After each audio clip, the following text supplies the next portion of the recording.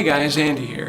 I've been playing a lot of Animal Crossing New Leaf and Harvest Moon on the 3DS. If you've never played those games, they're really fun. You have a lot of activities that you can do, like planting and harvesting crops and building things up, or bug catching and fishing and fossil hunting. They're all really great, and it was a wonderful way to pass the time.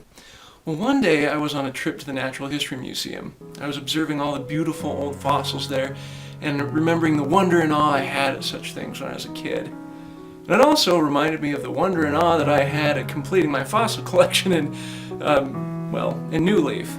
And I suddenly realized, wait a minute, I could do the same things. So that's what I'm doing here.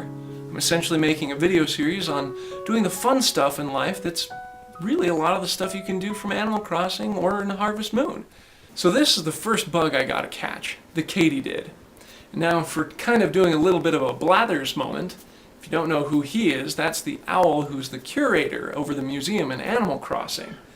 He likes to explain a little bit about each of the things that you bring in. So I'm kind of doing the same here.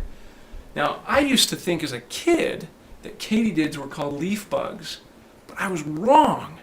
Real leaf bugs are found over in Asia and Southeast Asia to Australia. They're part of the family called Felidae, or Felida, I don't know. I'm sure I'm slaughtering that. They're really amazing creatures, and they really do look like leaves. But what we have here in America are katydids, and these katydids are part of the family Tetygonidae? Yeah, you know what I'm trying to say. Oftentimes they're called bush crickets or longhorn grasshoppers because they're tiny, thin antennae that are really long. You can see the family resemblance in the long, spindly legs, and also just how their body moves. Just look at the underside of her as she walks. Their life cycle is amazing.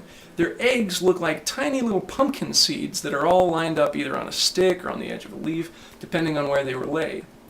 When they hatch, they actually look a lot like themselves, except smaller, and instead of green and leafy, they look kind of gray and pale with spots. But it's only as an adult that it grows into the leafy-looking thing we see. And of course, one other thing that really binds them to the other bugs they're related to is they make cricket kind of noises through something called stridulation. Stridulation is where they'll rub parts of their body together to make a chirping noise.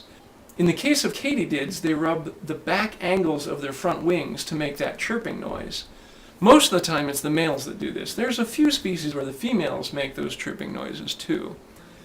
Now, the katydid that I was able to catch, I figured was a female for two reasons. One, the couple of days we had it, it never made any chirping noises.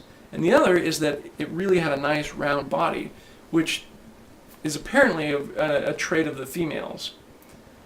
So as you can see here, they have lovely wings and can fly on their own, of course. Thanks for joining me on this video. If you like it and you want to see these as they come out, hit the subscribe button, share it with others. I hope they enjoy it too. And just remember, play life.